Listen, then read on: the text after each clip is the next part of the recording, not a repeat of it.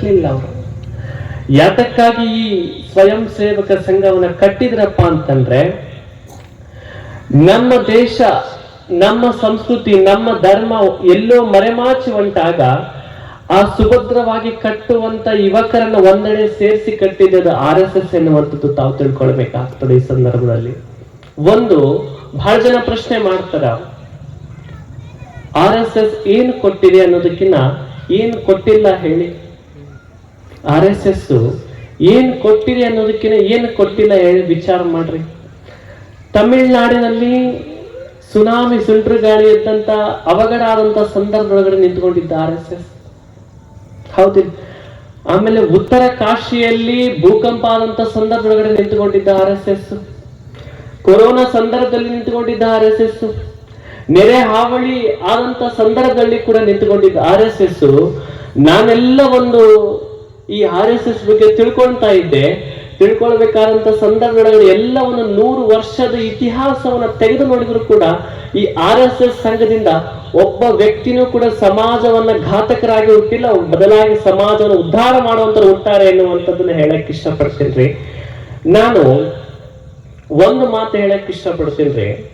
ನಮ್ಮ ಭಾರತೀಯ ಸಂಸ್ಕೃತಿ ಯಾವುದಪ್ಪ ಅಂತಂದ್ರೆ, ನಮ್ಮ ಸಂಸ್ಕೃತಿಯ ತಾಕತ್ತು ಎಂತದ್ದಪ್ಪ ಅಂತಂದ್ರೆ, ಒಬ್ಬ ಜರ್ಮನ್ ದೇಶದಿಂದ ಮ್ಯಾಕ್ಸ್ ಮುಲ್ಲಾ ಅಂತ ಬರ್ತಾನ್ರಿ ನಮ್ಮ ದೇಶಕ್ಕೆ. ಜರ್ಮನ್ ದೇಶದಿಂದ ಮ್ಯಾಕ್ಸ್ ಮುಲ್ಲಾ ಎನ್ನುವಂತ ನಮ್ಮ ದೇಶಕ್ಕೆ ಬರ್ತಾನ.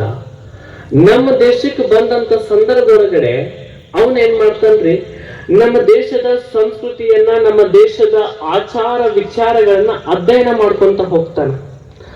ಅಧ್ಯಯನ ಮಾಡ್ಕೊಂತ ಹೋಗ್ಬೇಕಾದಂತ ಸಂದರ್ಭದೊಳಗಡೆ ಒಂದು 10 ವರ್ಷ ನಮ್ಮ ದೇಶದಲ್ಲಿ ಉಳಿತಾನ್ರಿ ಅವನು.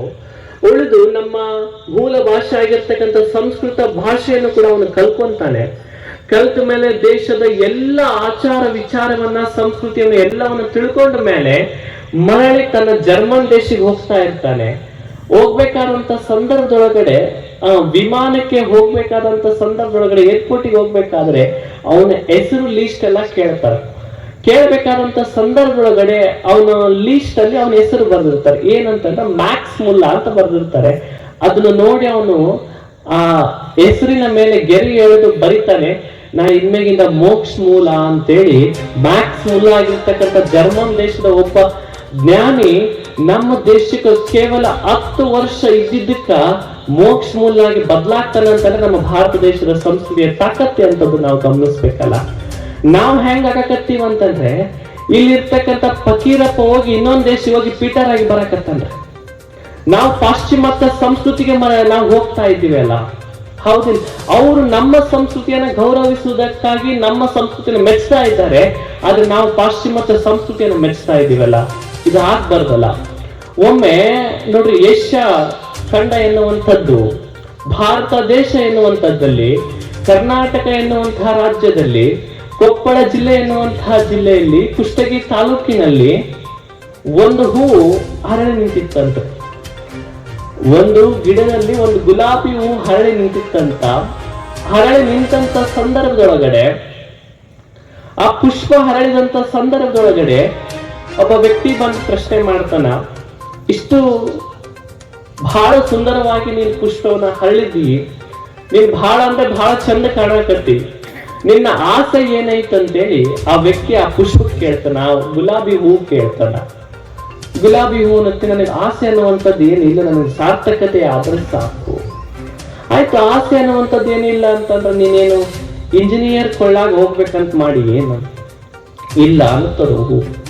ಮತ್ತ ಈ ದೇಶದ ಕೆಲವೊಂದು ರಾಜಕಾರಣಿಗಳ ಕೊಳ್ಳಲ್ಲಿ ಹೋಗ್ಬೇಕಂತ ಮಾಡಿ ಏನು ಇಲ್ಲ. ಆಮೇಲೆ ಮತ್ತೆ ಡಾಕ್ಟರ್ ಕೊಳ್ಳಾಗ ಹೋಗ್ಬೇಕಂತ ಮಾಡಿ ಏನು ಇಲ್ಲ, ಅಲ್ಲೂ ಇಲ್ಲ. ಮತ್ತ ಯಾವ್ದಾದ್ರು ವಕೀಲರು ಪೊಲೀಸರು ಕೊರಳ ಮ್ಯಾಗ ಏನಾರ ಹೋಗ್ಬೇಕಂತ ಅಲ್ಲೂ ಇಲ್ಲ.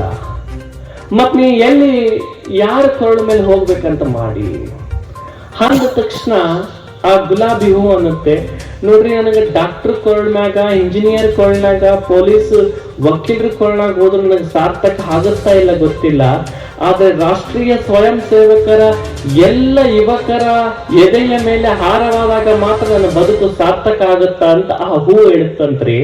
ನಾನು ಯಾಕೆ ಈ ಮಾತು ಹೇಳಿದ್ನಂತಂದ್ರೆ, ಈ RSS ನಮ್ಮ ದೇಶಕ್ಕೆ ಕೊಟ್ಟಿದ್ದು ಶಿಸ್ತು ಮತ್ತು ಸಂಸ್ಕಾರ ಕೊಟ್ಟಿದ್ದು ಕಣ್ರಿ.